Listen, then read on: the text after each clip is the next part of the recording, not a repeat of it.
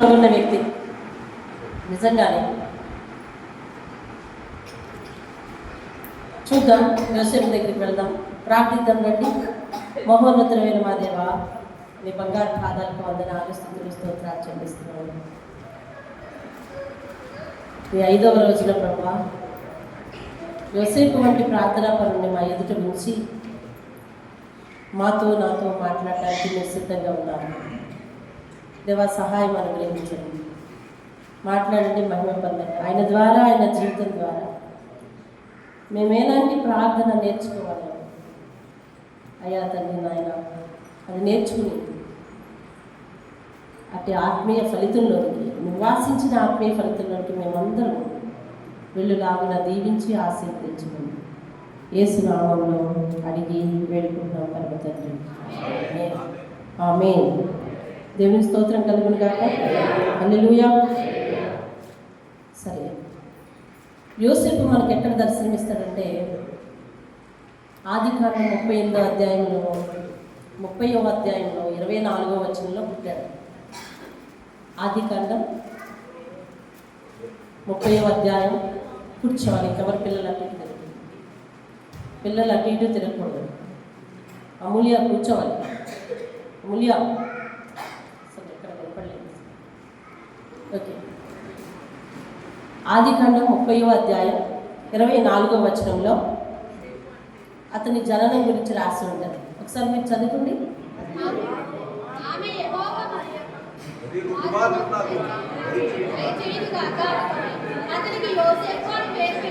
ఎవరామె?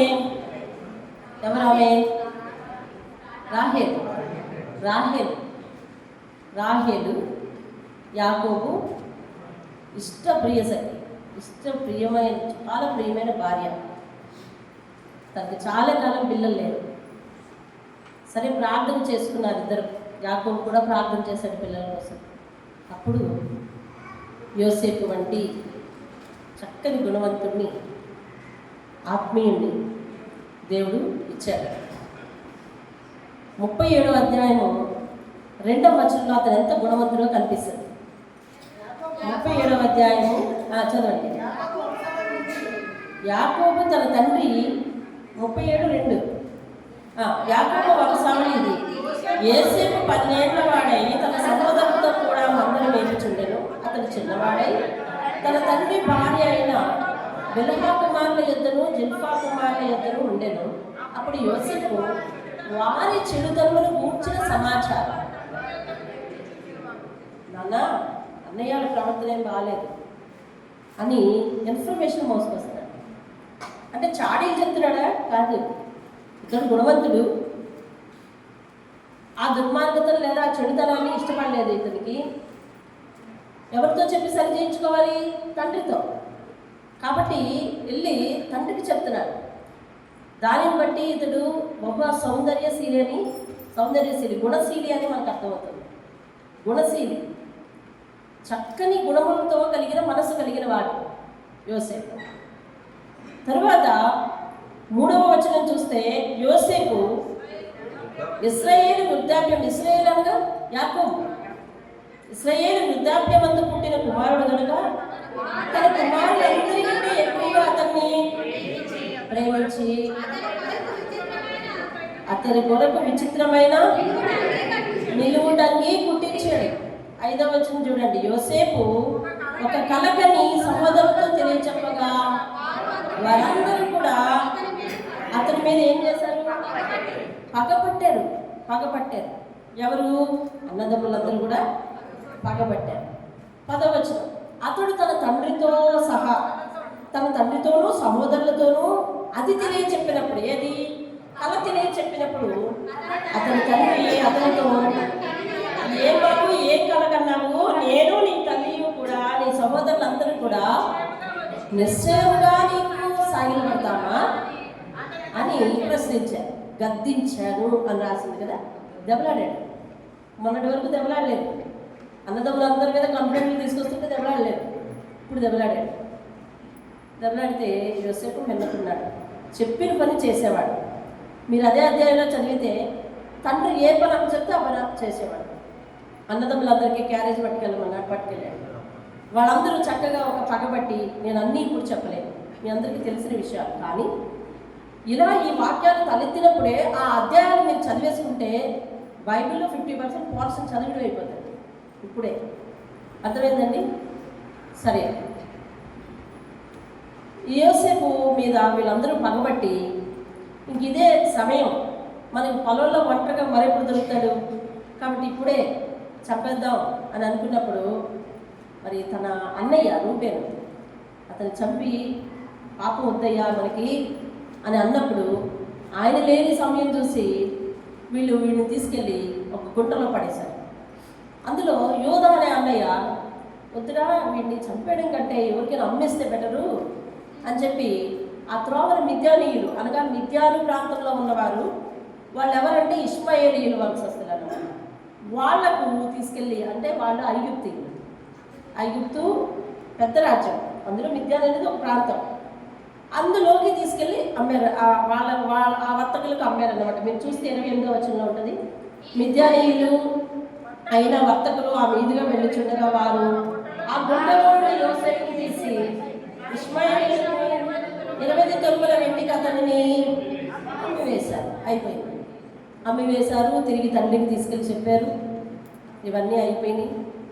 ఇప్పుడు 39 నుంచి అతని యొక్క వేరే దేశం వెళ్ళిన తర్వాత తన యొక్క ప్రార్థన జీవితమే కానీ, కష్టాల పర్వమే కానీ, దేవుడు నడిపించే తీరే కానీ 39 నుంచి మొదలవుతుంది. 39వ అధ్యాయము 2వ వచనం చూడండి. యెహోవా యోసేపునకు తోడయుండెను కనుక అతను ఏం చేస్తాడంటే వర్ధిల్లుచు తన యజమానులకు ఆ ఐగుప్తుని ఇంట. దేవుడు ఎప్పుడు తోడై ఉంటాడు, ఎప్పుడు ఆశీర్వదిస్తాడు, ఎప్పుడు వర్ధిల్లింపజేస్తాడు. ఒక వ్యక్తిలో ప్రార్థన జీవితం లేకుండా ఇలా వర్ధిల్లింపజేస్తాడని మీరందరూ ఏకీభవిస్తారా? ఒక వ్యక్తి, నా ప్రశ్న అర్థమైందా? ఒక వ్యక్తిలో ప్రార్థన జీవితం లేకుండా దేవుడు ఆ వ్యక్తిని ఆశీర్వదించడం, అభివృద్ధి చెందించడం, తోడుగా ఉండటం అవుతుందా? అవుతుంది. ఒకవేళ ఆయన్ని సరిచేయాలని, అతను పాపంలో ఉన్నప్పుడు మరి రక్షించాలని దేవుడు తోడుగా ఉంటాడు. కానీ వర్ధిల్లుట అంటే ఎప్పుడు వర్ధిల్లుతున్నాం అని అంటాము? మనం ఏది స్టార్ట్ చేసామో లేదా ఏది తలపెట్టామో ఆ పని మనకు లాభకరంగా ఉన్నప్పుడు కదా వర్ధిల్లుట అంటాం. చూడండి, అతనే కాదు, అతని చుట్టూ ఉన్న వారు కూడా వర్ధిల్లారంటే చూడండి 3వ వచనం. యెహోవా అతనికి తోడై ఉండేదనియు అతను చేసినదనియు అతని చేతిలో యెహోవా సఫలము చేసినదనియు అతని యజమానుడు చూసినప్పుడు యోసేపు. చాలు 5వ వచనం. అతడు తన ఇంటి మీదను తనకు కలిగిన అంతటి మీదను అతని విచారణకర్తగా నియమించిన కాలం మొదలుకొని యెహోవా యోసేపు నిమిత్తము ఆ ఐగుప్తుని ఇంటిని ఆశీర్వదించారు. దేవుని స్తోత్రం. ఇక్కడ మీరు చూస్తున్నారు, యెహోవా ఆశీర్వాదం అని 2 చోట్ల చూస్తున్నారు. యెహోవా తోడుగా ఉన్నాడు అని చూస్తున్నారు. దేవుని కటాక్షం ఆయన మీద ఉంది అని అంటున్నారు అని చదువుతున్నారు మీరు. అంటే ఆయన కటాక్షం కలిగింది, ఆయన వర్ధిల్లుతున్నాడు, ఆయనను బట్టి ఆయన ఉన్న ప్రదేశం అంతా దీవించబడింది అని అంటే ఇది దేవుడు యోసేపు యొక్క ప్రార్థన విధానం. ఎక్కడ రాసింది ప్రార్థనని? ప్రార్థన రాయలేదు కదా. ప్రార్థన లేకుండా ఒక వ్యక్తికి ఇంతగా తోడుగా ఉంటాడు. మనం అవిధేయ పరిస్థితులు ఉంటున్నా కూడా మనం రక్షించడానికి దేవుడు తోడుగా ఉంటాడు. ఇందుతో నేను ఏకీభవిస్తాను. కానీ అతడున్న చోట అతనిని బట్టి అతని ఇంటి వారందరినీ, అతను ఎక్కడున్నాడో ఆ ప్రాంతం అంతటినీ కూడా దేవుడు ఆశీర్వదిస్తున్నాడంటే ఖచ్చితంగా యోసేపు తన కష్టకాలంలో ఏం చేస్తున్నాడు అనమాట? ప్రార్థన చేస్తున్నాడు. దేవుని స్తోత్రం. హల్లెలూయా. ప్రస్తుతానికి ఇది ఎక్కడ ప్రార్థన చేస్తున్నట్టు కనిపించలేదు కాబట్టి ఇతను నిశ్శబ్ద ప్రార్థన చేస్తాడేమో. ఏ ప్రార్థన అండి? నిశ్శబ్ద ప్రార్థన చేస్తాడేమో. అసలు ఇతనికి ప్రార్థన అవసరం ఎందుకు వచ్చింది? తండ్రి పెంపకంలో నుంచి, అన్నదమ్ముల యొక్క కేరింగ్లో నుంచి ఎక్కడికి వచ్చాడు? అమాంతంగా పొరుగు దేశం వచ్చాడు. కాబట్టి ఇప్పుడు ప్రార్థన అవసరం వచ్చింది. సరే, ఇతను కష్టంలో పడినప్పుడే ప్రార్థన చేసేవాడా? Question mark. అది కూడా ఆలోచించాలి కదా మనం. యాకోబు కష్టంలో పడ్డప్పుడు ప్రార్థన చేశాడు కదండి. యాకోబు కష్టంలో పడ్డాక ప్రార్థన చేశాడు. మరి యోసేపు కూడా అలా కష్టంలో పడ్డప్పుడే ప్రార్థన చేసేవాడా? కాదు. ఎలా చెప్పగలం మనం? అతనికి దర్శనమిచ్చింది ఎవరు? దేవుడు. ఎన్నిసార్లు దర్శనమిచ్చాడు? 2 సార్లు. ఏం చేస్తానన్నాడు? అభివృద్ధి చెందిస్తానన్నాడు. ఒక వ్యక్తి దర్శనాలు గుండా ఎలా వెళ్తాడు? దేవునితో సహవాసం ఉన్నప్పుడే. దేవుని స్తోత్రం. అంటే అతడు పుట్టిన దగ్గర నుంచి కూడా గుణశీలి ప్లస్ ప్రార్థనాపరుడు కూడా. దేవుని స్తోత్రం. హల్లెలూయా. గుణశీలి, ప్రార్థనాపరుడు, దర్శనాల ద్వారా నడుస్తున్నాడు. అతను ఎక్కడ అడుగు పెడితే దేవుడు అతనిని బట్టి అతని మీద కటాక్షం చూపించి అతడున్న ప్రదేశాన్ని అంతటినీ కూడా వర్ధిల్లింపజేస్తున్నాడు. దేవుని స్తోత్రం కలుగుతుంది. హల్లెలూయా. చూడండి, మీరు అదే అధ్యాయంలో ఇంకొంచెం ముందుకు వద్దాం. చూడండి 39లో 21. చాలు. యెహోవా యోసేపునకు 23వ వచనం చదవండి. చాలు చాలు చాలు. ఒకే అధ్యాయంలో దేవుడు ఎన్నిసార్లు రాయించాడు తెలుసా? 4 సార్లు రాయించాడు. ఏమాట? యెహోవా అతనికి తోడై ఉన్నాడు. యెహోవా అతనికి తోడై ఉన్నాడు. యెహోవా యోసేపు నిమిత్తమే ఆ ఇంటిని ఆశీర్వదించాడు అని ప్రత్యేకంగా రాయించాడు. యోసేపు నిమిత్తమే, యోసేపు కోసమే అని అర్థం. యోసేపు కోసమే, యోసేపు వలన, యోసేపు కారణంగా ఆ ఇంటిని ఏం చేశాడంటే దేవుడు అభివృద్ధి చెందించాడు, ఆశీర్వదించాడు. దేవుని స్తోత్రం కలిగాడు. హల్లెలూయా. ఒక విషయాన్ని గమనిద్దాం. ఇదే 39వ అధ్యాయం యోసేపు జీవితంలో చాలా కీలకమైన అధ్యాయం. చాలా కీలకమైన అధ్యాయం. దేవుడు యోసేపుకు దర్శనమిచ్చి ఒక ప్రమాదంలో పడిపోయినట్లుగా జరిగించి, అవును కదా, గుంటలో పడిపోయిన ప్రమాదంలోనే కదా. అక్కడి నుంచి తీసి గుంటలో అయితే ఆ దేశంలో ఉండు, ఇప్పుడు వేరే దేశానికి పంపేశారు. శాశ్వతంగా ఎక్కడ ఉండాలి? ఇక వేరే దేశంలో బానిసై ఉండాలి. పోలే గుంటలో ఆటలతో చనిపోయే కంటే వేరే దేశంలో బానిసగా బ్రతుకుతాడు కూడా. ఓకే, ఇది ఒక రకంగా కష్టం అనుకోవడానికి లేదు, ఒక రకంగా సుఖం అనుకోవడానికి లేదు. బానిస బ్రతుకు ఎలాంటి బ్రతుకది? చాలా దైనందినమైన బ్రతుకు. కానీ యోసేపు నీవిచ్చిన దర్శనమును బట్టి ప్రభువా నేను ప్రార్థన చేస్తున్నాను, నీవే నా విషయంలో నీ చిత్తాన్ని నెరవేర్చు అని ప్రార్థన చేస్తుండేవాళ్ళు కావాలి. ఆయన దేవుడు అతనికి తోడుగా ఉన్నాడు, అతని నిమిత్తం ఆ ఇంటిని ఆశీర్వదిస్తున్నాడు అని రాశాడు. ఇప్పుడట ఫరో ఏం చేశాడట? 5వ వచనానికి వచ్చేసరికి తన ఇల్లు అంతటి మీద, ఇంకెందుకు నిన్ను బట్టి నేను వర్ధిల్లుతున్నాను, నిన్ను బట్టి నేను ఆశీర్వదింపబడుతున్నాను, కాబట్టి ఇల్లంతటి మీద కూడా విచారణకర్తగా నువ్వే ఉండు. ఈ ఇంటి అంతటి మీద నేను మళ్ళీ నీ పోస్ట్ మార్చే వరకు నీకు ఇదే పోస్టు అన్నాడు. పోస్ట్ మార్చే వరకు ఇదే పోస్టు అన్నాడు. ఇప్పుడు వచ్చింది ఆయన జీవితంలోనికి ఒక బంపర్ ఆఫర్. అది యోసేపు ఏ దృష్టితో చూశాడో చూడండి. ఏకంగా ఎవరైతే పనిలో పెట్టుకున్నారో, ఎవరైతే ఒక పెద్ద పోస్ట్ ఇచ్చారో, నా కుటుంబం అంతటి మీద నువ్వే విచారణకర్తవు అని ఎవరైతే చెప్పారో, స్వయంగా అతని భార్య యోసేపును కోరుకుంది. అప్పుడు యోసేపు ఉన్న పరిస్థితిని బట్టి యోసేపు దాన్ని ఎట్లా చూశాడు అని అంటే, దేవునికి భయపడేవాడిగానే, అపవాది యొక్క శోధనగానే, పాపపు జీవితంగానే దాన్ని చూసి తిరస్కరించాడు. అలా చూసేదండి, శోధనగా, అపవాది ఆటంకంగా, అర్థమవుతుందండి. ఒక అదృష్టంగా భావించలేదు. ఆమె చెప్పింది నేనేం చెప్తే అదే నీకు జరిగిస్తాను అని చెప్పింది. అయినా కూడా మరి నేను ఎంతటి వాడిని, నేను అంత అందంగా ఉన్నానా, ఆమె నన్ను కోరుకున్నదే అని అంటే ఇంకేంటి, ఇంకా నేను జీవితంలో ఎప్పుడు కూడా బానిస బ్రతకక్కర్లేదు, ఈ ఉద్యోగం వెళ్ళాలి ఉంటుంది, రాజుకు నచ్చితే ఉంటుంది, తర్వాత ఉండదు. మరి ఇప్పుడు అలా కాదు, అమ్మగారికి నచ్చితే అని అనుకోలేదు. ఆయన అన్ని క్లాసులు ఆయన ఆలోచించలేదు. కేవలం అతను ప్రార్థనాపరుడు కాబట్టే పాపం చేయలేదు అంటే. మీకు తెలుసా, ప్రార్థనాపరులే పాపం చేయలేరు, పాపం చేసేవారు ప్రార్థన చేయలేరు. ఎలాగది? ఏమంటున్నారు పరిశుద్ధాత్ముడు? ప్రార్థన చేసేవారు పాపం చేయలేరు, పాపం చేసేవారు ప్రార్థన చేయలేరు. అందుకనే ఈ లిటిగేషన్ని సమూహం మొన్న చెప్పాడు. ఏమనంటే, నేను ప్రార్థన చేయడం మానేస్తే పాపం చేస్తున్నట్టు అన్నాడు. ప్రార్థన చేయడం మానేస్తే మళ్ళీ ఆ పాపం కూడా ఎలాగంట, దేవునికి విరోధంగా చేస్తున్నట్టు అని తన మీద ఒట్టు పెట్టేసుకున్నాడు. అంటే నేను ఎప్పుడు ప్రార్థన నుంచి తప్పిపోను. నీకు తెలుసా, ప్రార్థనలో నువ్వు దూరం అయితే నీ జీవితంలోనికి అనేక రకాలైన శోధనలు వస్తాయి. ప్రార్థనకు నువ్వు దూరం అయితే నీ జీవితం రాను రాను రాను రాను బూజు పడుతూ భ్రష్ట మనసు అయిపోతుంది. అది నీకు తెలీదు. మీరు ఒకసారి గమనించండి. మన ఇంట్లోనే మనం ఉంటాము, మన పని మనం చేసుకుంటూ పోతుంటాము. ఎప్పుడో అనుకోకుండా ఇలా పైకి ఎత్తితే అన్నీ పూజలు పెట్టేసి ఉంటాయి. అవునా? అవునా కాదా? రోజు పూజలు దులుపుకునే వాళ్ళు ఎవరైనా ఉన్నారా మీలో? అంత తీరిక ఎవరు ఉన్నారా? రోజు పూజలు దులుపుకునేవాళ్ళు. ఇంట్లో ఉన్నోడు కూడా ఆ పని చేయరు. అవునా? చేయరు. ఇంట్లో ఉన్నోడు చేస్తారా? ఆ పని చేయరు. రొటీన్గా జీవితం వెళ్ళిపోతుంది. ఒకనొక సమయం చూసి ఇలా పైకి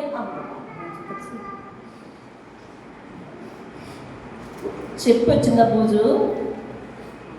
చెప్పొచ్చిందా? మాట్లాడరే ఉండి అలా చూస్తారు. చెప్పొచ్చిందా? చెప్పాలి. ఎందుకంత ఎక్కువైపోయింది? మొదటి రోజు చూసుకోలేదు కాబట్టి. ఎందుకంత అధికమైపోయింది? రెండో రోజు చూసుకోలేదు కాబట్టి. ఎందుకు సాలీలు కూడా పుట్టేసే అందులో నుంచి మూడో రోజు చూసుకోలేదు కాబట్టి. సేమ్ యాజ్ నీ జీవితం కూడా అంతే. మొదటి రోజు ప్రార్థన మాత్రం చూడు, పురుగు చేరద్ది, అది నువ్వు చూసుకో. రెండో రోజు ప్రార్థన మాత్రం చూడు, అది అల్లుకుంటుంటుంది. మూడవ రోజు ప్రార్థన మాత్రం చూడు, అది గుడ్లు పెడుతుంది. నాలుగో రోజు ప్రార్థన మాత్రం చూడు, అది పురుగులను పుట్టిస్తుంది. ఐదవ రోజు ప్రార్థన మాత్రం చూడు, అది నక్కముఖాలు విస్తరిస్తూనే ఉంటుంది.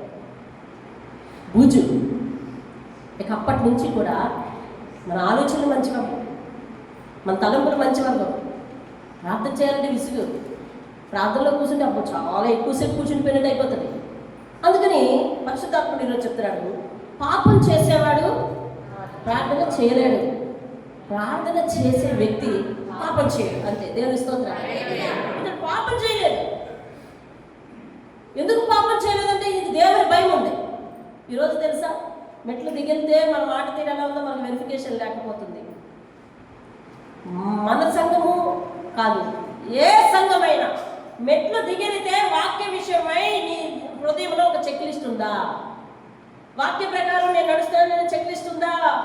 దేవుడు నన్ను ఎలాగ పెంచుతున్నాడో, ఆ కూర్చున్నంతసేపు ఏ ఆత్మీయ పాఠాలతో నాకు బోధిస్తున్నాడో అలాగే నేను నడుస్తున్నాను బయటికి వెళ్ళాక అని టిక్కు పెట్టుకోగలవా? చెక్ లిస్ట్ మీకు తెలుసు కదా, అందరికి చదువుకున్న వాళ్ళే. చెక్ లిస్ట్ ఉందా? యోసేపు ఉందండి, ప్రాంతం దాటిపోయినా ఉంది. దేవుని స్తోత్రం. కష్టాల్లో పడిపోయినా ఉంది. చెక్ లిస్ట్ ఎక్కడుందో తెలుసా? హృదయం అనే పలకం మీద రాసుకున్నాడు. అంటే నేను దేవునికి ఇష్టకరంగా నడుస్తున్నాను లేదా టిక్ పెట్టుకుంటాను. చెక్ లిస్ట్ నీకుందా?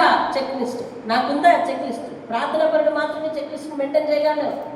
లేకపోతే మన చెక్ లిస్ట్ మూతపడిపోద్ది. మన ఇంట్లోకి బూజు వచ్చినట్టుగా మన హృదయం అంతా కూడా మూసుకుపోద్ది. ఆత్మీయత మందత్వానికి చేరుకుంటుంది. కాబట్టి యోసేపు చాలా జాగ్రత్తగా హ్యాండిల్ చేసి, అమ్మా నీకు దండం, నాకు నిన్ను దేవుడు రాజుగారు అప్పగించాను, నేను అంతటి పని చేయను, అలాంటి వాడిని కాదు. సింపుల్గా తప్పించేసుకున్నాడు. ఆయన తప్పించుకోవడమే చూశాడు తప్ప తనకి ఏ జ్ఞానం లేదు. అరే నేను ఇక్కడ ఏ ఆధారాలు వదలకూడదే, అలాంటి ఆలోచన ఏమీ లేదు. అతని పోస్టును బట్టి తనకు ఒక పై టవల్ ఉంది, ఆ టవల్ అక్కడ వదిలేశాడు. ఇది పట్టుకెళ్ళి ఆమె కంప్లైంట్ చేసింది. కంప్లైంట్ చేయడం వల్ల అతడు మళ్ళీ కష్టంలో పడ్డాడు, చెరసాలలో పడ్డాడు. ఇదే 39వ అధ్యాయంలో దేవుడు తనను బట్టి ఆ ప్రదేశాన్ని ఆశీర్వదిస్తే, ఏ ప్రదేశంలో ఆశీర్వదింపబడ్డాడో అదే ప్రదేశంలో అతడు లోతుకు కూరుకుపోయి జైల్లో పడ్డాడు. ఇదే అధ్యాయం గమనించండి. అర్థమవుతుందా? అంటే దేవునికి ఏం ప్రణాళిక లేదా? సో దేవుడు ఎందుకు పరిస్థితిని ఒకే అధ్యాయంలో ఒకే కాలంలో ఎందుకు ఇంత వంట చేశాడు? సరే, ఒకే కాలంలో జరిగిందా, ఒకే సంవత్సరంలో జరిగిందా ఏం మనం నిర్ణయించలేము. ఒక మాట కదా, ఒక మాట మాత్రం తెలుసు, ఎక్కడైతే ఆశీర్వదించాడో అక్కడే ఏమైంది ఇతనికి ఉల్టా. ఎక్కడైతే ఆశీర్వదించాడో, ఎవరినైతే ఆశీర్వదించాడో వారి ద్వారానే ఈయనకి ప్రమాదం చుట్టుకుంది. గుంటలో పడ్డాడు. చివరికి మనకు తెలుసు యోసేపు దీవించబడ్డాడా లేదా? దీవెనకు రూట్ ఎట్టగలమాట? ఇది రూటు. ఏది రూటు?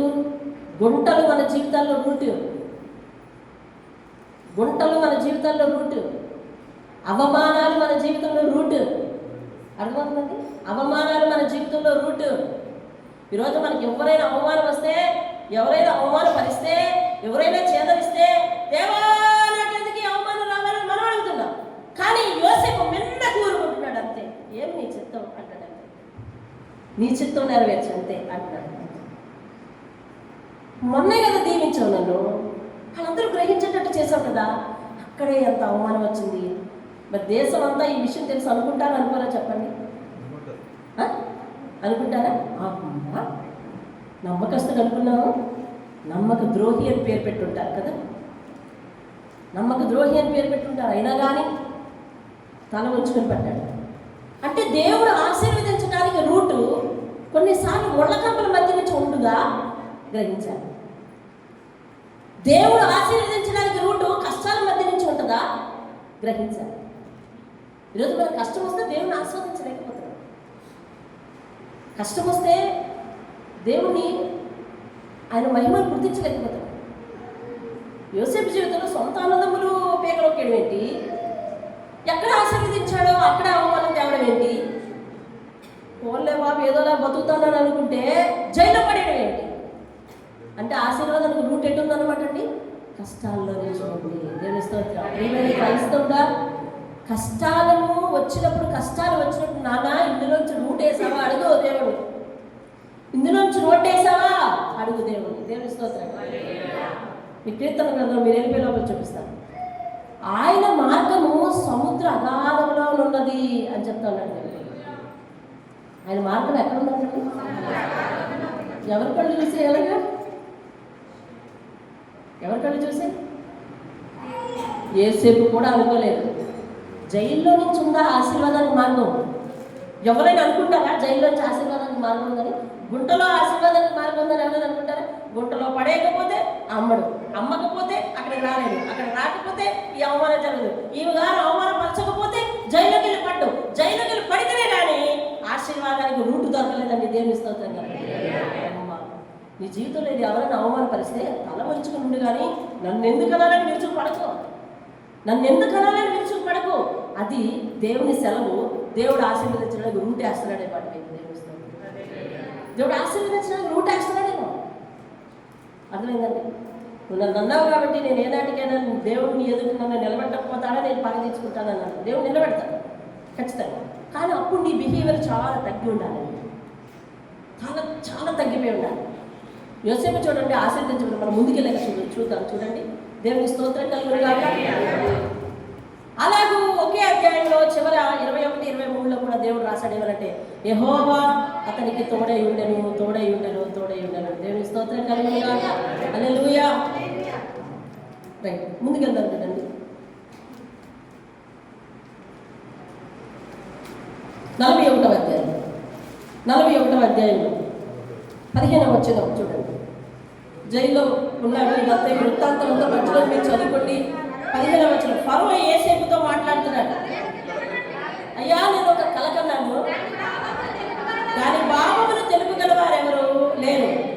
నీవు కలను విన్నయడలా దాని భావమును తెలుపగలవని నిన్ను గూర్చి వింటినని అతనితో చెప్పినందుకు. దేవుని స్తోత్రం. అతను విన్నాడంటే ఎవరి వల్ల విన్నాడు అంటే, జైల్లో తన తోటి వారికి కళ్ళు వచ్చాయి.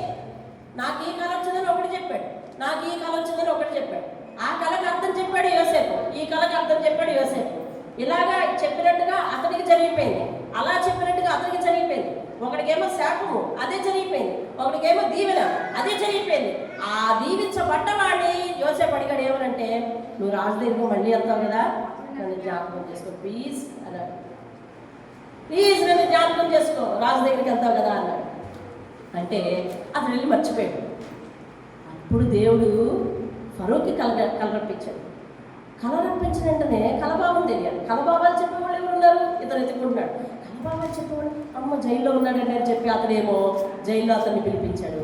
ఇప్పుడు ఫరోతో ముఖాముఖిగా మాట్లాడే అవకాశం దొరికింది. దేవుని స్తోత్రం. ఎవరా ఫరో?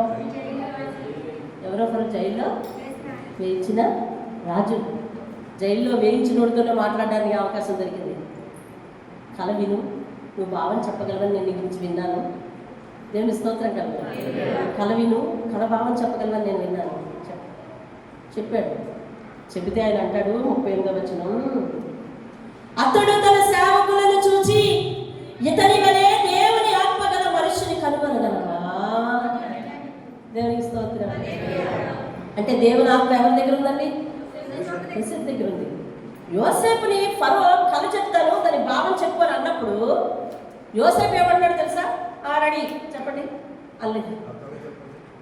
రెడీ చెప్పండి అనలేదు. ఏమంటాడు తెలుసా? 16వ వచనం యోసేపు, అది నా వల్ల కాదు, దేవుడే ఫరోకు క్షేమకరమైన ఉత్తరం ఇచ్చినగా. దేవుని స్తోత్రం. ఎవరిని మహిమపరుస్తున్నాడు చెప్పండి? ఎవరిని మహిమపరుస్తున్నాడు? దేవుని మహిమపరుస్తున్నాడు. దేవుని స్తోత్రం. మనకున్న జ్ఞానాన్ని బట్టి, దేవుడు మనకిచ్చే అవకాశాలను బట్టి ప్రతి విషయంలో కూడా దేవుని ఎదుటే కాదు, ప్రజలందరి ఎదుట మన తల ఎత్తినా కానీ మనం ఎప్పుడు కూడా ఇలాగే ఉండాలి, వంగి లొంగి ఉండాలి. అంతేగాని భుజాలు నిక్కరించకూడదు, మెడ నిక్కరించకూడదు. అర్థమవుతుందండి? దేవుని హెచ్చించకపోతే మనం హెచ్చింపబడం.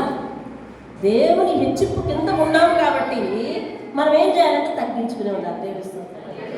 హల్లెలూయా. నిన్ను నీవే హెచ్చించుకోలేవు కాబట్టి నిన్ను నీవే హెచ్చించుకునే విధానం ఏంటో తెలుసా? నువ్వు ఇది నిన్ను నువ్వు హెచ్చించుకోగలవు. కొంచెం పొడుగ్గా నిలబడి ఇంకా మెడచాల్చు చాచదా. నిన్ను నీవు హెచ్చించుకునే విధానం ఇది. దేవుడు కదా హెచ్చించాడు, కుదురుగా ఉంటాడు, బాగుండు. దేవుడు హెచ్చించాడు కదా, బాగుండు. యోసేపు అలా ఉంటాడు.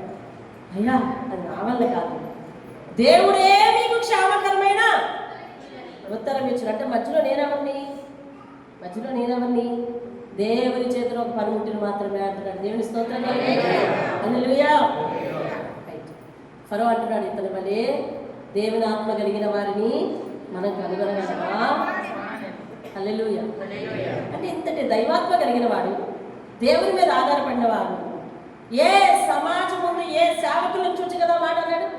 ఏ సేవకులు ఎదురుకుండా అయితే జైల్లో పడేశాడో ఆ సేవకులు ఎదురుకుండా చెప్తున్నాడు ఇతడు దైవాత్మ కలిగిన వాడు. అంటే లోకానికి అర్థమైంది ఇతను ఏ పాపము చేయలేదని. దేవుని స్తోత్రం. హల్లెలూయా. ఇతను ఏ పాపము చేసి ఉండలేదు. దేవుని స్తోత్రం కలుగుతుంది. అప్పుడు చూడండి, అతను సన్మానిస్తున్నాడు. అక్కడ కింద 41వ వచనం చూడండి, నేను చదువుతున్నాను. చూడుము, ఐగుప్తు దేశం అంతటి మీద నేను నియమిస్తున్నానయ్యా. మరియు ఫరో తన చేతిలో ఉన్న ఉంగరం తీసి యోసేపు చేతికి పెట్టేశాడు. సన్నపు నార బట్టలతో చేశాడు. మెడకు బంగారు గొలుసు వేయించేశాడు. 2వ రథం మీద అతను ఎక్కించేశాడు. వందనం చేయండి అని అందరికీ చెప్పాడు. ఐగుప్తు దేశం అంతటి మీద అతను నియమించాడు. 44వ వచనం, ఫరోను నేనే అయినను నీ సెలవు లేక ఐగుప్తు దేశం అంతటను ఏ మనుషులు చెయ్యెత్తకూడదు, కాలెత్తకూడదు అని చెప్పాడు. హల్లెలూయా. అంటే నీ సెలవు లేక ఎవరు కదలడానికి వెళ్ళలేదు. ఏ ప్రజల ముందు అవమానం పొందాడో ఆ ప్రజలందరి మీద అందరి మధ్యలో దేవుడు దీవించాడు. హల్లెలూయా. నిజమే. నువ్వు అవమానం పొందేటప్పుడు అందరూ నీ వైపు తొంగి చూస్తారు. నువ్వు మెప్పు పొందేటప్పుడు అందరూ నీకేసి నోరెళ్ళబెట్టి చూస్తారు. దేవుని స్తోత్రం కదా. అంటే నీ విషయంలో ఎవరైతే తల వంచి ఎగతాళి చేస్తారో, అర్థమవుతుందండి, మెడలు చాచి నిన్ను ఎక్కిరిస్తారో వాళ్ళని దేవుడు తన సన్నిధిలో మెడలు వంచేలాగా చేసి నిన్ను ఆశీర్వదించిన ఆ ఎత్తును చూడడానికి వాడు మెడలు ఎత్తుతాడండి. దేవుని స్తోత్రం. ఎక్సర్సైజ్ వాళ్ళకి. దేవుని స్తోత్రం. ఏంటది? ఎక్సర్సైజ్. ఎక్కడ వంగాలి? దేవుని సన్నిధిలో వాళ్ళు వంగాలి, అవమానపడతారు. అవునా? మళ్ళీ ఎవరిని ఆశీర్వదించాలో అది చూడాలంటే ఏం చేయాలి? ఇలా చూడాలి. ఎక్సర్సైజ్. దేవుని స్తోత్రం కలుగుతుంది. దేవుడు దీవిస్తే అలా ఉంటుందండి. పాపాన్ని జయిస్తే అలా ఉంటుంది. దేవుని భయభక్తులు కలిగి ఉంటే అలా ఉంటుంది. ప్రార్థన జీవితం కలిగి ఉంటే ఇలా ఉంటుందండి. దేవుని స్తోత్రం. హల్లెలూయా.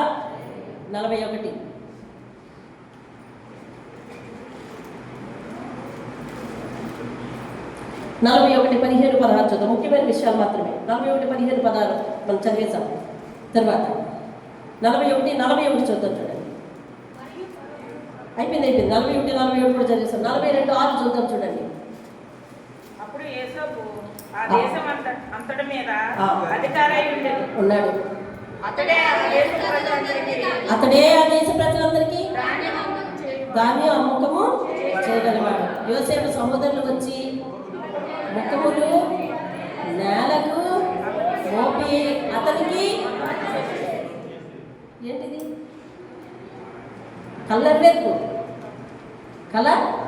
నెరవేర్పండి. ఏం జరిగింది ఈ మధ్యలో?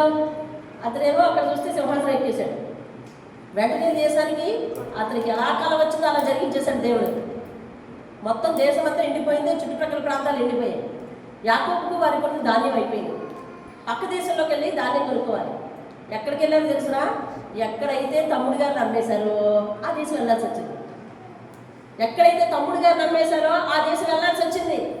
వెళ్ళిన వారు ఎవరు? అమ్మకం వ్యాపారం చేసిన వర్తకులే వెళ్ళారు, అంతేనా? ఒకప్పుడు యోసేపు వ్యాపారం చేశారు కదా అమ్మి, ఆయనే వెళ్ళారు. అంటే ఎవరికి అవసరం వచ్చిందండి? ఎవరు గుంట తవ్వారో వాళ్ళకి అవసరం వచ్చింది. దేవుని స్తోత్రం. వెళ్ళారు. వెళ్ళిన తర్వాత ఆయన చూస్తే అక్కడ ఉన్నాడు. ఎప్పుడో చిన్నప్పుడు గుంటలో పడేశారు, ఏం పోలికలు కట్టలేకపోతున్నారు, వీళ్ళకేం తెలియదు. ఆయన రాజు మేము వచ్చామనుకుంటున్నారు. వచ్చి అంటే అందరు కలిపి ఏం చేశారండి చెప్పండి? నేలను మోపి వంగి కాదు, ముఖములు నేలకు. పరిశుద్ధత ఎంత స్పష్టంగా రాయించాడు చూడండి ఆ పదం. అంటే అంటే నీ విషయంలో నువ్వు ప్రార్థన పరుడుగా ఉంటే కనుక నీ విషయంలో ఎదుటివారు నీకు ద్రోహం తలపడితే కనుక ఎలా వంచాలో నీకు తెలుసు. ముఖమును నేలకు మోపి వచ్చారు. అర్థమైందండి? 26 వచ్చిన చూడండి, 43:26. 26 అంటే నేను చదువుతున్నాను. యోసేపు ఇంటికి వచ్చినప్పుడు వారు తమ చేతుల్లో ఉన్న కానుకను ఇంటిలోనికి తెచ్చి అతనికి ఇచ్చి అతనికి నేలను సాగిలపడిరి. 29వ వచనాన్ని నేను చదువుతున్నాను. 28వ వచనాన్ని. క్షేమ సమాచారం అడిగినందుకు వారు, నీ దాసుడైన మా తండ్రి ఇంకా బ్రతికి ఉన్నాడు, క్షేమముగా ఉన్నాడని చెప్పి వంగి సాగిలపడిరి. 44:14 చదువుతున్నాను నేను. అప్పుడు యోదాయు అతని సహోదరులను యోసేపు ఇంటికి వచ్చిరి, అతను ఇంకా అక్కడనే ఉండెను గనుక వారు అతని ఎదుట నేలను సాగిలపడిరి. 50వ అధ్యాయం 18వ వచనం చూద్దాం. మరియు అతని సహోదరులు తీసారు కదండి. మరియు అతని సహోదరులు పోయి అతని ఎదుట సాగిలపడి. ఇలా కూడా ఎక్సర్సైజ్ అయిపోతుంది కదా, అవుతుందా లేదండి? వంగి లేవడం, వంగి లేవడం, వంగి లేవడం. ఒక్కసారి దర్శనం 5 సార్లు ఎక్సర్సైజ్. 5 మార్లు వాక్యం రాసింది చూసారండి. వంగి నేలకు నమస్కరించారంట. దేవుని స్తోత్రం కాదు. హల్లెలూయా. దేవుని సన్నిధి తోడుగా ఉంటే ఒక వ్యక్తి జీవితంలో, అనగా దానికంటే ముందు దేవుని సన్నిధి ఎప్పుడు తోడుగా ఉంటుందండి? దేవుణ్ణి నువ్వు అంటి పెట్టుకొని జీవిస్తే, దేవునితో నీవు ప్రార్థనా జీవితాన్ని కలిగి ఉంటే, 40 దినాల ప్రార్థన ప్రాముఖ్యత విన్న తరువాత మనలో ఎవరిలోనైనా ప్రార్థనా జీవితం వర్ధిల్లలేదు, అభివృద్ధి చెందలేదు అని అంటే ఇక దేవుడు దాన్ని ఉపేక్షించడు. ఎందుకని? ఎన్ని మార్లు చెప్పాలి? 1 రోజా, 2 రోజులా, 3 రోజులా? 40 దినాలు ఏకండిగా వింటున్నావు కదా, 40 దినాలు ఏకదాటిగా వింటా ఉన్నావు. ప్రార్థన యొక్క ప్రాముఖ్యత. ప్రార్థన లేకుండా జీవిస్తే కనుక ఇంకా నీ జీవితానికి ఎవరు ముగింపు చెప్పలేరు. దాని యొక్క కంక్లూషన్ ఎలా ఉంటుందో చెప్పలేము. దేవుడు ఎందుకు హెచ్చరిస్తాడు మనుషులంటే జాగ్రత్త జాగ్రత్త జాగ్రత్త జాగ్రత్త జాగ్రత్త అంటే ఎప్పుడు వరకు హెచ్చరిస్తాడంటే పడిపోకుండా ఉన్నవారు. ఇంక పడిపోయిందని ఇంకేంటి? నేను జాగ్రత్త చెప్పిన నువ్వు ఎందుకు పడిపోయావు? నేను జాగ్రత్త చెప్పాక నువ్వు ఎందుకు పడిపోయావు? జాగ్రత్త చెప్పేవారు లేకపోతే కదా పడిపోవాలి. అట్లేదండి. సమూయేలు జాగ్రత్త జాగ్రత్త చెప్పాడంట, సొలొమోనుకు జాగ్రత్త జాగ్రత్త చెప్పాడంటారా లేదా? చెప్పే ఉంటాడా చెప్పలేదా? చెప్పాడు. జాగ్రత్త జాగ్రత్త జాగ్రత్త అంటే ఇది పట్టించుకోలేదు, పడ్డాడు. నువ్వు పడిపోయిన తర్వాత ఇంకేం జాగ్రత్త? అయిపోయింది అంతా. దేవుడు హెచ్చరిస్తాడు. ఎందుకో తెలుసా? మనము కష్టాల వలయంలో పడకూడదని, నాశనకరమైన గుట్టలో పడకూడదని. అదేంటంటే కీర్తనలో వర్ణిస్తుంటాడు, జగటగల దొంగ ఊపిలో పడకూడదని. ఇంకొక ఊపిలో పడ్డావంటే నువ్వు లేవరా మళ్ళీ. కొందరు జీవితాలు అడకత్తుల్లో పెట్టినట్టు అయిపోతున్నాయి. ఎందుకో తెలుసా? ఊపిలో పడిపోయారు. ఇంకా ఊపిలో నుంచి లేవలేక ఆ బాధ వాడికి తెలుసండి. ఆ బాధ వాడికి తెలుసు. ఎందుకు పడిపోయావు? అలా పడిపోవడానికి కారణం ఏంటి? ఎన్నో ప్రశ్నలు మనం అడగచ్చు, కానీ పడ్డవాళ్ళకి తెలుస్తుంది ఆ బాధ. దాంట్లో నుంచి బయటికి రావాలి. దేవుడు అంటాడు, నువ్వు ప్రార్థన జీవితం కలిగి ఉంటే నీ చుట్టూ నేను కంచి చేసి వెంటనే పడకుండా ఏ ప్రాంతంలో అయితే అవమానం పొందుతావో, ఏ ప్రాంతంలో అయితే లోబాటుగా ఉంటావో, ఏ ప్రాంతంలో అయితే అన్యాయానికి గురవుతావో వారి ముందు ఆ ప్రాంతంలోనే నేను పైకి ఎత్తుతాను అంటున్నాడు. దేవుని స్తోత్రం. హల్లెలూయా. చూడండి 42:21 చూద్దాం. చూడండి 42:21. 42:6లో ఫస్ట్ టైం వాళ్ళు సాగిలు పడ్డారు. మనం వరుసగా ఎన్నిసార్లు సాగిలపడ్డారో చదివాం. మీరు రాసుకున్నారా వచనాలు? 42:6లో, 43:26లో, 43:29లో, 44:14లో, 50వ అధ్యాయం 18వ వచనంలో 5 సార్లు సాగిలపడ్డారు. ఇది రాసుకునే వారి కోసం చెప్తున్నాను. అందరూ నాకేసి చూస్తున్నారు, రెండోసారి ఎందుకు చెప్తున్నామమ్మా? మళ్ళీ రాసుకునే వాళ్ళు ఉన్నారు, అందుకోసం చెప్తున్నాను. 5 సార్లు సాగిలపడ్డారు.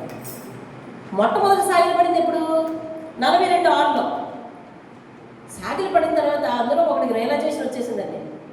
వచ్చేసి వాడు అంటాడు చూడండి, 21వ వచనం, అప్పుడు వారు, వినండి, అప్పుడు వారు నిశ్చయముగా మన సహోదరుని ఎడల మనము చేసిన అపరాధములకు శిక్ష పొందుచున్నాము. ఏమంటారు దీన్ని? చేసిన పాపం జ్ఞానానికి రావడం. అంటే దేవుడు ఖచ్చితంగా చేసిన పాపాన్ని జ్ఞానానికి రప్పిస్తాడు. ఇందులో తిరుగులేదు. ఎందుకు తిరుగులేదండి అంటే ఇది వాక్యం మరి. చేసిన పాపము జ్ఞానానికి రప్పిస్తాడు, జ్ఞాపకానికి రప్పిస్తాడు. నిశ్చయముగా మన సహోదరుని ఎడల మనము చేసిన అపరాధములకు శిక్ష పొందుతున్నాము. అతను మనల్ని బతిమాలు కొన్నప్పుడు మనం అతని వ్యాధిని చూచి వినలేదు, అందువలన ఈ వ్యాధుల వరకు వచ్చింది. అంటే వ్యాధులకి ఆయన ఏం చేశాడంట? సహోదరుని ఎడల మనము చేసిన అపరాధములకు శిక్ష పొందుతున్నాము. అతడు మనల్ని బతిమాలుకున్నప్పుడు అతని వేదన. నేను ఒకే పదాన్ని ఎందుకు అన్నిసార్లు చదువుతాను? పరిశుద్ధాత్ముడు అందులోనే విడిచాడు ఆత్మీయ పాఠం. అతని బతిమాలుకున్నప్పుడు అతని వేదన చూసి నిర్లక్ష్యం చేశాం. ఇప్పుడు మనకి వేదన వచ్చింది. వేదనకి ఏమొచ్చిందండి? వేదన వచ్చింది. జీతము లెక్కేయడంలో నా దేవుడికి మించిన లెక్కలు మాస్టర్ లేదు, అంత ఖచ్చితంగా లెక్కేస్తాను. కాబట్టి క్రియల విషయంలో, మాటల విషయంలో చాలా జాగ్రత్తగా ఉండాలి. అన్నిటిలో మనం చాలా జాగ్రత్తగా ఉండాలి. అపవాది మనల్ని ఏదైనా విషయంలో కట్టుపడేస్తుందా? మనం ఏమైనా పడిపోతున్నామా? దేవుని దృష్టికి ఇది మంచిదేనా? ఒక ప్రార్థన పరుడిగా ఉన్న నేను ఇలా చేయొచ్చా అన్నీ క్వశ్చన్ మార్క్ వేసుకోవాలి. యాకోబు యోసేపుని ఒక్కడే ప్రార్థన పరుడిగా పెంచాడా? మిగతా వాళ్ళని పెంచలేదా? మాట్లాడాలి. మరి వారిలో అందరికీ ఎందుకు వారు 11 మంది ఒక్కలు అయిపోయగలిగారు? వాళ్ళ మనసులో వచ్చింది ఏంటో తెలుసా? అసూయ. ఏమొచ్చిందండి? అసూయ. ఈ యోసేపు కథలో ఓడిపోయింది, అసలు పుట్టింది ఎవరంటే అసూయ, ఓడిపోయింది ఎవరంటే అసూయ. పుట్టింది అసూయ, ఓడింది అసూయ. అసూయ పుట్టడం వల్ల యోసేపు వంటి నీతిమంతుని కష్టాలు పాలయ్యాడు. ఎంతైతే కష్టాలు పాలయ్యాడో, ఎంతైతే వేదన అనుభవించాడో అంతా జయం పొందాడు. అసూయ ఓడిపోయింది. ఈ అసూయ అనే జబ్బు ఇది మనందరిలో కూడా ఉంటుంది.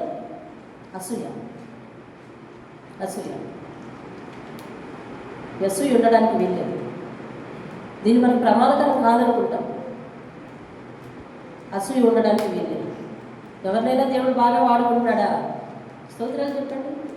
ఎవరైనా దేవుడు బాగా ప్రార్థన చేయగలరు? స్తోత్రాలు చెప్పండి. ఎవరైనా దేవుడు బాగా వర్ధలింప చేశాడా? స్తోత్రాలు చెప్పండి. నీ సమయం వచ్చినప్పుడు, నీ టైంలో వచ్చినప్పుడు నీకు చేస్తాడు. అసూయ పనికిరాదు, అసూయ ఉండడానికి వీల్లేదు. అసూయ చాలా ప్రమాదకరమైన సంగతి. సమయం అయిపోతుంది, మనం ముందుకెళ్ళిపోవాలి. రైట్, చూడండి. వీళ్ళు రియలైజ్ అయ్యారు, అతడు బతిమాలి కొన్నప్పుడు అతని వేదన మనం వెళ్ళాము.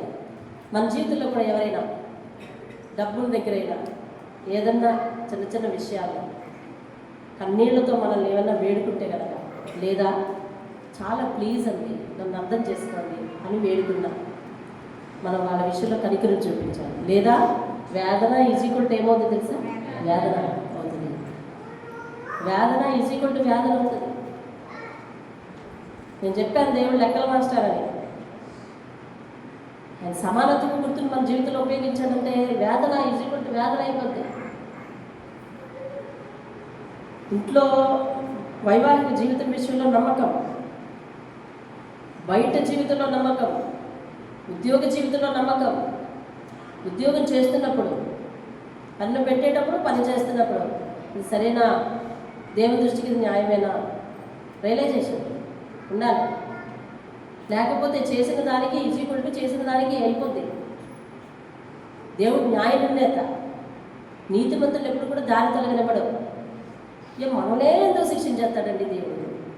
ఎంతమంది కోట్లు మింగించిన ఉన్నారు కదా, అన్నేమన్నేంటి దేవుడు?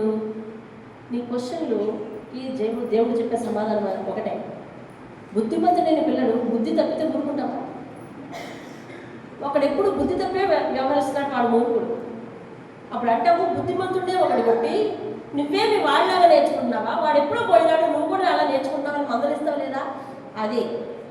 అదే సూత్రం. నేనెప్పుడు ఆయన చేసిన కార్యాలు నీకు అర్థం అవ్వకపోతే ఫాదర్ అండ్ సన్, లేదా దేవుడు భక్తుడు కాదు, ఫాదర్ అండ్ సన్ ఈక్వేషన్ వేసుకోమంటున్నాను, రిలేషన్ వేసుకోమంటున్నాను.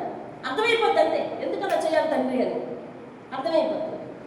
మనకంటే వేదమైన అన్యాయాలు చేసిన వాళ్ళు, డబ్బులు మరి ఏమంటారు దాన్ని, నమ్మకంగా లేని వాళ్ళు, లెక్కలు తప్పు చెప్పిన వాళ్ళు బాగా ఉన్నారు అని ఈక్వేషన్ వేస్తావా? తప్పు. వాళ్ళని పోల్చుకోవద్దు. అసలు నువ్వు నీతిమంతుడిగా ఉండాలని కోరుకుంటాడు. That's it. ఒక్క పాయింట్లో కూడా నువ్వు నీతిమంతుడు ఉండు. ఎవరి డబ్బు బిగపెట్టద్దు, ఎవరి చేతనే కూలి చేయించుకున్నారో బిగపెట్టద్దు. అర్థమైందండి? మిమ్మల్ని దేవుడు దీవించి ఎవరైనా అద్దెకి వచ్చినారా, ఒకవేళ లెక్కలు తీసుకుని తిరిగి ఇవ్వలేదా, ఒకవేళ ఏదైనా చూడండి తిరిగి ఇవ్వండి. వాళ్ళు రాలేకపోయినప్పుడు, లేదా వాళ్ళు ఇవ్వలేకపోయినప్పుడు మా డబ్బు మీ దగ్గర ఉందంటే రూపాయలతో సహా లెక్క పెట్టించండి. పోనీ మొత్తం కాకపోయినా రూపాయలతో సహా లెక్క పెట్టించండి. రూల్స్ మాట్లాడుతూ లోపల రూల్స్ మాట్లాడితే దేవుడు ఆ రూల్స్ నీకు వర్తింపజేయడు కదా. ఆయన పనులకు రూల్స్ ఉండాలి. ఆ రూల్స్లో నువ్వు వెళ్ళాలి. ఎవరికైనా ఇచ్చే దాంట్లో, ఎవరికైనా పుచ్చుకునేది ఎవరి దగ్గర పుచ్చుకునే దాంట్లో, ఎవరి దగ్గర మాట ఇచ్చే దాంట్లో, మాట్లాడే దాంట్లో, అన్ని విషయాల్లో కూడా లెక్క లెక్క లెక్క లెక్క ఉండాలా. ఎందుకంటే దేవుడు చెప్తున్నాను లెక్కల మాస్టర్ ఎక్కువ. దేవుని స్తోత్రం కలుగునుగా. వేదన మనకి వేదన అంటే ఉన్నారు వేదన. ఇది వాళ్ళ రియలైజేషన్. దేవుని స్తోత్రం కలుగునుగా. 48:9 వచనం చూద్దాం. 48:9 తెలుగుదాం. 48:9 ఏమండి? యోసేపు యాకోబుతో మాట్లాడుతున్నాడు. ఎవరంటే యోసేపు, వీరు నా కుమారులు, వీరిని ఈ దేశమందు ఎవరు అనుగ్రహించారండి? దేవుడు నాకు అనుగ్రహించాడు. ఫరో యోసేపుతో మాట్లాడి నువ్వు సూపర్ అంట కదా, కళలు బాగా అర్థం చెప్తావంట కదా అని అంటే, నా వలన కాదు దేవుడే. యాకోబుతో మాట్లాడుతాడు, తండ్రితో మాట్లాడతాడు. ఇప్పుడు ఈ పిల్లలు ఎందుకంటే అయ్యా నాన్నగారు, ఈ పిల్లలు దేవుడు ఈ దేశం అంతా నాకు అనుగ్రహించాడు. దేవుని స్తోత్రం. అంటే ఇంట్లో వాళ్ళతో కూడా తనకు కలిగిన దాని గురించి దేవుడు ఊసే ఎత్తుతున్నాడు. బయట వాళ్ళతో కూడా వాళ్ళకి కలిగిన దాని గురించి దేవుడు ఊసే ఎత్తుతున్నాడు. దేవుని స్తోత్రం. దేవుణ్ణి గడపరిచే గుణము ప్రార్థనాపరుడు మాత్రమే ఉంటాడు. దేవుని స్తోత్రం. ప్రార్థనాపరుడు దేవుని కార్యాలను ఘనంగా చేయాలనుకుంటాడు. ప్రార్థనాపరుడు దేవుని కార్యాలను ఏ మాత్రం లోపం లేకుండా చేయాలనుకుంటాడు. తనకున్న లేకపోయినా దేవుని హెచ్చించాలని అనుకుంటాడు. దేవుని స్తోత్రం. మన గాయన కృతజ్ఞత పెట్టుకున్నాడు, చాలా ఘనంగా పెట్టుకున్నాడు. ఏవయ్యా అంటే తాళాలు వేస్తానంటే తాళాలు పోయేయండి, ఇంట్లో తాళాలు కాసేపు ఆగండి అంటాడు. మమ్మల్ని ఎవరు ఇలా ఆటోలని వెళ్ళిపోయాను. ఆమెకు డబ్బులు ఇంట్లో ఉండిపోయాడు. నేను ఇస్తానయ్యా, నేను ఇస్తాను, నాకు నువ్వు దేవుడికి ప్రార్థన చేసి వేసేయి, నేను ఇస్తాను, నా దగ్గర ఉన్నాయని నేను అన్నాను. అంటే ఆయన అంటాడు, లేదమ్మా సరిపడనే అప్పు చేశాను, ఆ కానుకలకు ప్రత్యేకంగా ఫస్టే కానుకలు తీశాను, అది ఇంట్లో ఉండిపోయింది అని. ఈ లోపల ఆ కాసేపులో వెతుకున్నాడు, తాళం దొరికింది. ప్రార్థన చేసి పక్క తీశాను అన్నమాట. అందుకని తాళం దొరికింది. గబగబా మళ్ళీ వాళ్ళ ఇంటికి తీసుకెళ్ళి ప్రార్థన చేసి చూపించాను. మళ్ళీ అడిగా, ఏం చేసావు అంటే అప్పు చేశాను. అప్పుడు నువ్వు ఆటోకి ఇవ్వద్దని చెప్పి నేను ఇచ్చి అప్పుడు నడిపించాను, వెళ్ళిపోదాం కదా అని వచ్చాను. ప్రార్థన పనులు దేవుని రుణాన్ని గుర్తుపెట్టుకుని దేవుడే నాకు ఈ ఆశీర్వాదానికి కారణం అని అనుకున్న వాళ్ళు దేవుణ్ణి మహిమపరచాలనుకుంటారు. దేవుని స్తోత్రం. దేవుని ఏం చేయాలనుకుంటారండి? మనకున్న లేకపోయినా దేవుని మహిమపరచాలి, మనం తినకపోయినా దేవుని మహిమపరచాలనుకుంటారు. దేవుని స్తోత్రం కలుగుతుంది. హల్లెలూయా. ఆఖరిగా 50వ అధ్యాయము 19వ వచనం. మరియు అతని సహోదరులు పోయి ఇదిగో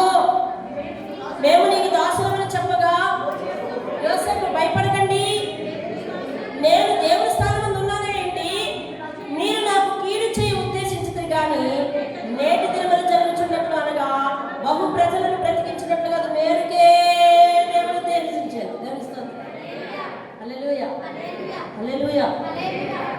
ఈరోజు మనం ముత్యం లాంటి మాట అండర్లైన్ చేసుకోండి. 20వ వచనంలో నేను చదివిన పదాలు అండర్లైన్ చేసుకోండి. మీరు నాకు కీడు చేయ ఉద్దేశించితిరి కానీ, 3వ లైన్, అది మేలుకే దేవుడు ఉద్దేశించాడు. దేవుని స్తోత్రం.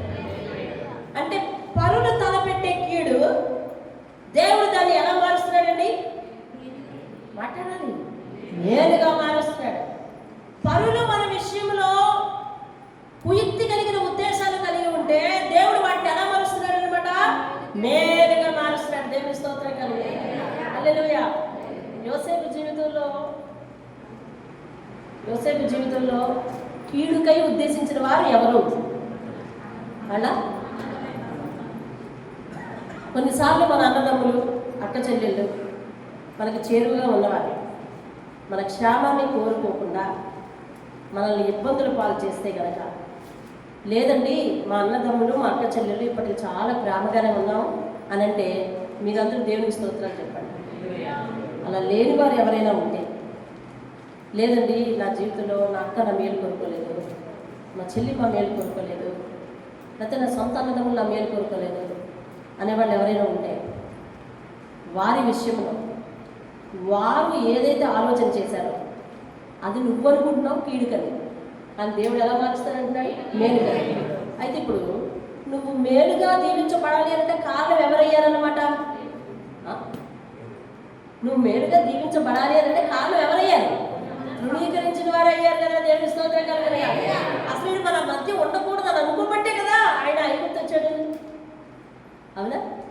లేదురా బాబు, మనకి లేక మా నాన్నకి చాలా ఇష్టం అవుతున్నావు కాబట్టి నేను కిందకి తెచ్చుకుంటా పెంచుకుందాం అనుకుంటే, యోసేపు ఆయన భుజాల మీద ఉండును కానీ రాజ్యానికి రాజావుడు కదండి. అర్థమవుతుందా? నీ ఉద్దేశం ఏంటంటే కొంతమంది భుజాల మీద ఉండాలని, కొంతమంది ఒళ్ళో ఉండాలని, కొంతమంది చెంతనే ఉండాలని, కొంతమంది ప్రేమకు యోగ్యులు కావాలని మనం అనుకుంటాం. కానీ ఎవరితో అంటి పెట్టుకొని జీవిద్దాం అనుకుంటామో వారే ఒకనొక దినమున మనల్ని అర్థం చేసుకోకుండా బయటపడవలసిన విషయం వస్తే, ఆ రోజు మనకు మన సొంత రక్త సంబంధులే, సొంత వారే మనల్ని బయటపడేశారే అని నీకు బాధ కలిగించవచ్చు. కానీ దేవుడు ఆ ఉద్దేశాలను ఉల్టా చేస్తానంటున్నాడు, మేలుగా చేస్తానంటున్నాడు. కాబట్టి నీ జీవితంలో నువ్వు మేలు పొందుకోవాలి అంటే కారకులు ఎవరయ్యారు అంటే పరోక్షంగా వాళ్ళే అయ్యారు. దేవుని స్తోత్రం. వారిని ఒకసారి తలుచుకొని గుర్తుపెట్టుకో. మీ అన్నయ్యని అక్కల్ని ఎవరైనా ఉంటే అర్థమైందండి. నేను నా జీవితంలో ఎన్నోసార్లు మీకు చెప్పాను కదా, అందరూ తోసేయబట్టే దేవుడు ఉన్నతంగా జీవించి ఎవరైతే తోసివేశారో, ఎవరైతే కాదుకూడదు, వారిని అంటద్దు, ముట్టద్దు, వారి జోలికి పోవద్దు, వారిని రానివద్దు, వారిని కలవనివద్దు అని అన్నారో దేవుడు వారి ముందే హెచ్చించి చేశాడని దేవుడు. ఇందాకన్నానే వారు మేమున్న స్థితిని చూసి తన ఎత్తుడే ఎక్సర్సైజ్ దేవుని స్తోత్రం చేస్తాడు. అలా దేవుని స్తోత్రం. హల్లెలూయా. ఈరోజు మన ప్రార్థనాంశం ఏంటో తెలుసా? మన రక్త సంబంధుల్లో, మన బంధువుల్లో ఎవరైనా మనకి విరుద్ధంగా ఉండినట్లయితే వారి విరుద్ధత మనకు మేలొగినట్లు, మనకు మేలవడానికి వారే కారకులు కాబట్టి వారిని గురించి వారిని దీవించమని ఆశీర్వదించమని ప్రార్థన చేద్దాం. దేవుని స్తోత్రం. మరొక విషయం, యోసేపు ఆ రోజు ఏం చేశాడంటండి? గుట్టలో పడేస్తున్నప్పుడు ఏం చేశాడంటే అన్నదమ్ముల్ని, మీరెవరు వాక్యం సరిగి వింటారు, ఏం చేశాడంటమ్మా? అన్ని జగత చెప్పారు. ఏం చేశాడంట? పడేస్తుంటే బతిమాలుకుంటే ఆ రోజు వదిలిపెట్టలేదు. ఈరోజు ఎంతమంది వస్తే ఏ విధంగా కక్ష తీర్చుకోవాలి? మానవ లెక్క ఏ విధంగా కక్ష తీర్చుకోవాలి? కానీ క్షమించే హృదయం వచ్చిందండి యోసేపుకి. దేవుని స్తోత్రం. చెప్పనా? పరిశుద్ధాత్ముడు చెప్పిన మాట నేను రాసుకున్నాను. క్షమించే హృదయం ఆశీర్వాదానికి ద్వారం అంటండి. మనకి ఎవరి మీద కోపం వచ్చిందంటే వాళ్ళ కన్నీరు మున్నీరు అవుతున్నా మన హృదయం కలగదు. అలా అవడానికి వీల్లేదు. సాధారణంగా మన మనసు అలాంటిది కానప్పుడు మనం ఎవరి కష్టాలకైనా కరగాలి. ఆ కష్టం పొందుకున్న స్థానంలో శత్రువు ఉన్నా వారి కష్టానికి మనం చూడండి, మన పెద్దలు అంటూ ఉంటారు, పగవారికి కూడా రాకూడదు ఆ కష్టం అంటారు. అంటే నాకు ఎంత పగస్తులైనా వారు ఆ బాధ తట్టుకోలేరు అని అర్థం. అంటే ఇండైరెక్ట్గా వాళ్ళు ఏం చెప్పారు? మేలే కోరుకో బాబు అని చెప్పారు. మేలే కోరుకో బాబు అని చెప్పారు. యోషియా విషయంలో మీరు ఒక మాట విన్నారా? యోషియాతో దేవుడు మాట్లాడారు ఏమనంటే, ఈ ప్రాంతం మీదకి విపత్తు రాబోతుంది అని అంటే నీవు కన్నీరు కార్చి ప్రార్థన చేశావు కాబట్టి నీ టైంలో నేను అలాంటిది రానివ్వను అన్నాడు. అంటే నువ్వు ఇతరుల కష్టాలు చూసి నువ్వు కన్నీరు పెట్టుకొని ప్రార్థన చేస్తున్నావు, స్పందించావు, పాత విషయాలను వదిలిపెట్టి క్షమించావు అని అంటే నీ జీవితంలో అలాంటివి రానివ్వనిందని దేవుడు మరొకసారి చెప్తున్నాడు. నువ్వు వాక్యాన్ని లోబడితే సరే బాగుంటుంది. లేదా అపవాది ఆ వ్యక్తిని అడ్డం పెట్టుకుని నిన్ను ఆశీర్వదింపబడకుండా చేస్తుందేమో ఒకసారి ఆలోచించు. ఇప్పుడు అన్నదమ్ములను అడ్డం పెట్టుకొని అతను కక్ష తెచ్చుకున్నాడు అనుకోండి, యోసేపు ఆశీర్వాదం అక్కడితోనే చాప్టర్ క్లోజ్ అయిపోతుంది, ఆగిపోతుంది. కానీ వచ్చిన వెంటనే వాళ్ళు ఏం చేస్తున్నాడండి? దీవిస్తున్నాడు, ఆశీర్వదిస్తున్నాడు, హక్కును చేర్చుకుంటున్నాడు, ప్రేమించాడు. పాత కోపాలను ఏమైపోయినాయి? వాళ్ళే చెప్పారు, బతిమాలుకున్నాడు. ఆ పిల్లడు పసి ప్రాణం బతిమాలుకున్నది. 17 సంవత్సరాల పిల్లడు, మనందరూ బలిష్టం అయ్యుండి ఆయన కాలు చేతులు కట్టేశారు. బ్రతిమాలుకున్నప్పుడు వదిలేయాల్సింది అని వాళ్ళే అంటున్నారు. మరి అలాంటి రుచిలో ఉన్నవాడికి ఎంత కోపం ఉండాలి? క్షమించే హృదయము ఆశీర్వాదానికి ద్వారం అండి. దేవుని క్షమించే హృదయం ఆశీర్వాదానికి ద్వారం. తెలుసా? మనం అందరినీ క్షమిస్తాం. మనకు మిత్రులైన మనకి ఎవరి మీద ఇబ్బంది ఉంటే మనం క్షమించలేని సరికదా, వాళ్ళ కష్టాల్లో కూరుకుని కన్నీరు పెట్టుకుంటున్నా కూడా మనం స్పందించం. ఆ మనసు మనకు ఉండడానికి వీలేదు. ఎందుకో అపవాది ఆ ఒక్క దాంట్లో నొక్కేస్తుందేమో నిన్ను ఆలోచించుకో. ఆ ఒక్క దాంట్లో నొక్కేస్తుందేమో నిన్ను ఆలోచించుకో. సమాధాన పడే సమయాలు ఏమో ఇవి. యోసేపు దగ్గరికి అన్నదమ్ములు అందరూ వచ్చేసిన వెంటనే ఏమనేసాడు? సమాధాన పడిపోయాడు. దేవుని స్తోత్రం. అతని ముందు వాళ్ళు కొంచెం ఇబ్బంది పెట్టాడు. దేనికోసం అంటే అందరూ రావాలని. అందరూ రావాలి. మొట్టమొదటే నేనే యోసేపుని, మీరు అన్నదమ్ములు నా దగ్గరికి వచ్చారంటే వీళ్ళు రాలని. అందరూ ఎందుకు రావాలి? అందరినీ నాదుగురు పోషించాలని. దేవుని స్తోత్రం. 7 సంవత్సరాల కరువు నీకు తెలుసు కదా. అందుకని నేను ఎక్కడ ఉంటానో నా తల్లిదండ్రులు కూడా అక్కడే ఉండాలని ఆశించిన వాడు కాబట్టి, నేను ఎక్కడ ఉంటానో నా అన్నదమ్ములు కూడా అక్కడే ఉండాలని ఆశించిన వాడు కాబట్టి, బతకే కూడదని కోరుకున్న అన్నదమ్ముల్ని కరువులో చచ్చిపోకూడదని కోరుకున్న ఉన్నతమైన మనస్తత్వం యోసేపు మనస్తత్వం. దేవుని స్తోత్రం.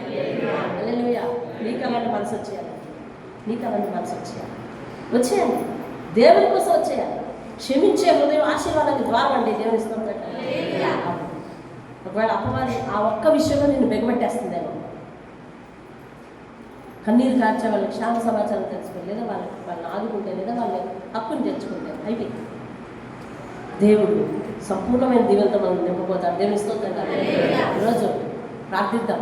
మన అన్నదమ్ముల విషయంలో, మన అక్క చెల్లెల విషయంలో ఎవరైనా మనకు విరోధంగా ఉంటే కనుక, లేదా బంధువులు ఎవరైనా విరోధంగా ఉంటే కనుక, వారందరూ తలంచిన ప్రతి తలంపు దేవుడు దీవెనగా మార్చినట్లును, మరియు వారెన్నడూ కూడా నాశనం అవ్వకుండా వారు ఆశీర్వదింపబడినట్లు ప్రార్థన చేద్దాం. ఈరోజు దేవుని స్తోత్రం కలగాలి.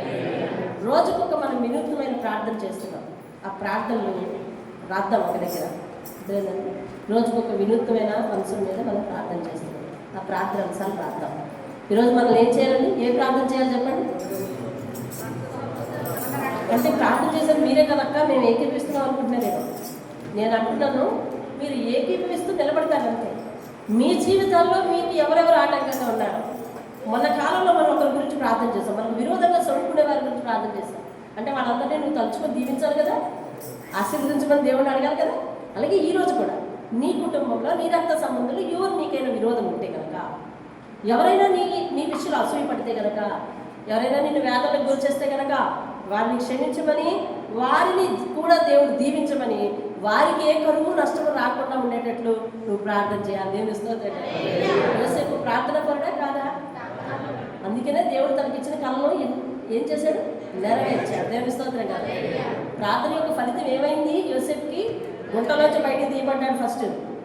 రెండవది రాజుగా చేయబడ్డాడు. మూడవది కరువులో అనేక మంది రక్షించేటట్లు చేసి, తన కుటుంబాన్ని రక్షించేటట్లు చేసి, ఆఖరికి దేవుని యొక్క వాగ్దానం నెరవేరేటట్లు చేసుకోగలిగాడు తన ప్రార్థన ద్వారా. దేవుని స్తోత్రం కాదు. అంటే యోసేపు ప్రార్థన జీవితం ఎక్కడ కూడా కనపడదు, కానీ దేవుడు తోడుగా ఉన్నాడు. దేవుడే హెచ్చించాడు, దేవుడు తోడుగా ఉన్నాడు, దేవుడే హెచ్చించాడు, దేవుడే హెచ్చించాడు. అతని నోటితో కూడా దేవుడే దేవుడే దేవుడే. ఈ ప్రార్థన విధానం నిశ్శబ్ద ప్రార్థన విధానం. దేవుని స్తోత్రం. హల్లెలూయా. కాబట్టి మనము ప్రార్థన జీవితంతో పాటు శుద్ధమైన జీవితం అంటే పాపం లేని జీవితం కూడా కలిగి ఉండాలి. పాపం లేని జీవితం ప్రార్థన జీవితానికి చాలా పునాది. పాపం లేకుండా ప్రార్థన చేయాలి, అలాగే క్రమంగా ప్రార్థన చేయాలి. దేవుడు కష్టాలు మన జీవితంలో ప్రవేశింపజేస్తున్నప్పుడు ఇది దారేమో ఆశీర్వాదానికి అని ఊహించాలి. దేవుని స్తోత్రం. కష్టాల్లోంచి మనల్ని పంపిస్తున్నప్పుడు దేవుడు ఇది ఆశీర్వాదానికి దారేమో అనుకోవాలి. దేవుని స్తోత్రం కలగాలి. మోకరించండి, ప్రార్థించేద్దాం. మోకరించండి కాదు, అటు ఇటు గురించి ప్రార్థించేద్దాం. దేవునికి స్తోత్రం. హల్లెలూయా, హల్లెలూయా, హల్లెలూయా. నా జీవితాన్ని, నా సంఘ కుటుంబాల జీవితాలను జ్ఞాపకం చేసుకోండి అయ్యా. వారి జీవితాలలో గొలుసు కట్టండి అక్కడ. స్తోత్రములు, స్తోత్రములు, ప్రార్థన. మహోన్నతమైన మా దేవా, నీ బంగారు పాదాలకు వందనాలు చెల్లిస్తున్నాను.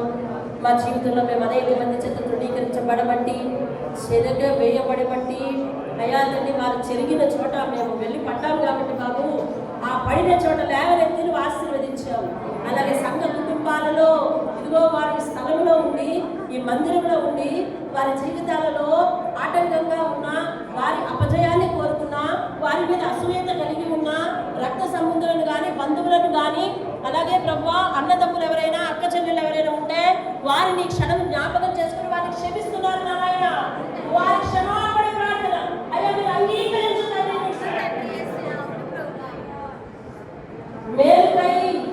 మేలుకై మార్చిన నాయన నామకు పంపించుకోండి దేవా. సర్వవరాన్ని దీవించండి. వారు మాకు పెట్టిన వేదనకు, వారు మాకు చేసిన దానికి సరిగ్గా సమానమైన ప్రతిఫలం ఇవ్వదు బాబు. పశ్చాత్తాపం నాశనం ఉండొచ్చు కానీ అయ్యా వారు మనలాంటి వేదన చెందారు. అది చేసిన బాబు వారు ఏదైతే తెప్పిస్తారని తెలుసుకోగలరు.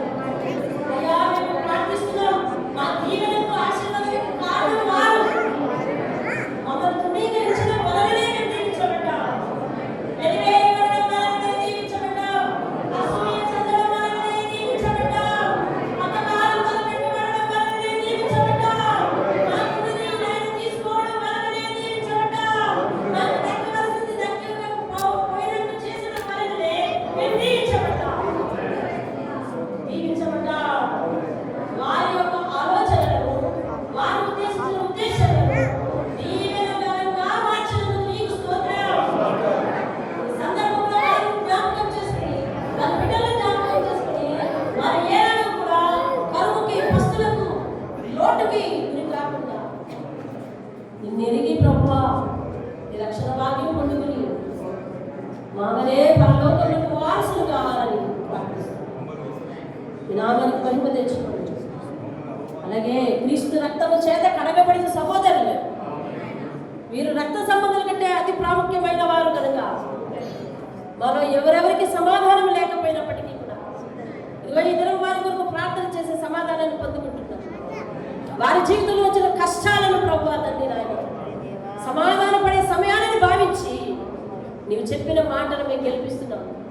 ఈ సందర్భంలో అట్టి మనస్సు ప్రతి ఒక్కరికి ఇచ్చి ఈ సొంత రక్తం చేత కడగబడిన సంఘములో సహోదరుల మధ్య కూడా ఐక్యతను, అనురాగాన్ని, ప్రేమానురాగాలను పెంచి క్షమించే హృదయం ఆశీర్వాదానికి ద్వారమని మీరు చెప్పారు కనుక ఆ మాటను వారు గురిగా పెట్టుకొని అయ్యా వారి మనసును నీ మాట యందు సిద్ధపరచుకొని సిద్ధపడడానికి అన్ని విధాలుగా సిద్ధపడడానికి సహాయం చేసి నడిపించమని. ఎవరి దగ్గర పరపొచ్చాలు ఏమి లేకుండా నాయన, అరమరికలు ఏమీ లేకుండా నాయన, అడ్డుబండలు ఏమీ లేకుండా నాయన, అందరము మీ దగ్గర తేటగా కనపడడానికి సహాయం చేయాలి. యేసయ్య అతి శ్రేష్టమైన నామములో అడిగి వేడుకుంటున్నాను పరమ తండ్రి. ఆమేన్, ఆమేన్. అలాగే ఒక మాట, నిన్న జాషువా నాన్నగారు ఆదివారం కదా